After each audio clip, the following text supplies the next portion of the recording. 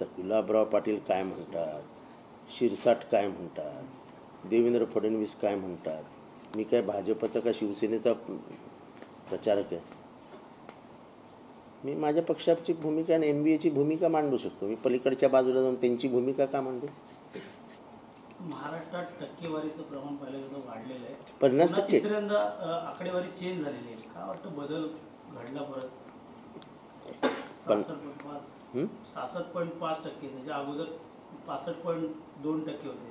आता तिसरा बदल घडला आहे आकडेवारीमध्ये टक्केवारी. असं मला वाटतं निवडणूक यंत्रणेने जर याद्या व्यवस्थित केल्या तर टक्केवारी 90%वर जाईल.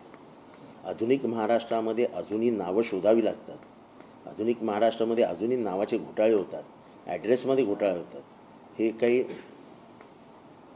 ही जी स्वतंत्र संस्था आहे निवडणूक आयोग याला शोभणारं नाही. निवडणूक संपल्या निवडणूक आयोगाने काम सुरू केलं पाहिजे. कोण कुठे राहतं याचा परमनंट ॲड्रेस शोधून काढला पाहिजे.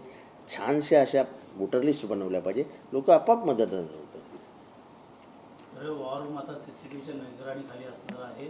असून 288 मतदारसंघ बघता मागे लोकसभेला गडबड झाली. हे बघा, EVM मशीनवरती माझा 2 पैशाचा विश्वास नाही. पुढे काय विचारायचं विचार. सर, 26 नोव्हेंबरच्या रात्री 12 वाजेपर्यंत सरकार स्थापनेचे सोपस्कार झाले पाहिजेत, नाहीतर 26 तारखेला रात्री 12 वाजता राष्ट्रपती. तुम्ही काळजी करू नका. काल काय 23 तारीख आहे. आमची मेजॉरिटी आली तर 25ला आमची शपथविधी होऊन जातील. आमचे म्हणजे आमच्या मुख्यमंत्र्यांचे. सर, निकालाआधी वरिष्ठांकडून नवे नेते असतील किंवा सगळेच नेते असतील स्ट्रॉंग रूम बाहेर कडक पहारा देण्यासाठी सांगितलेलं आहे.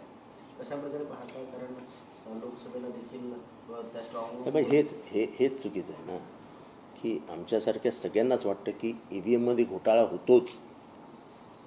ही जी मानसिकता आहे,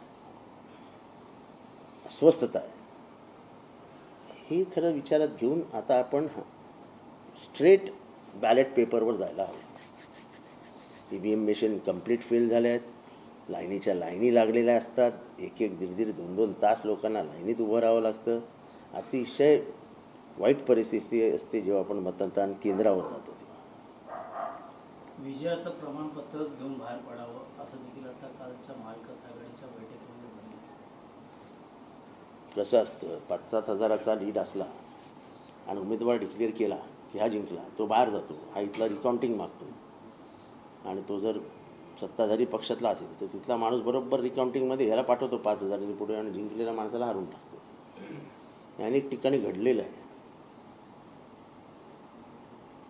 सर, बावनकुळे असं म्हणतात राहुल मुंगेरीलालचे स्वप्न पाहतायत. गरज भासली तरी आणि गरज नसली तरी अपक्ष आमदार आमच्याच बाजूने असणार. महायुतीला 150+ जागा मिळतील.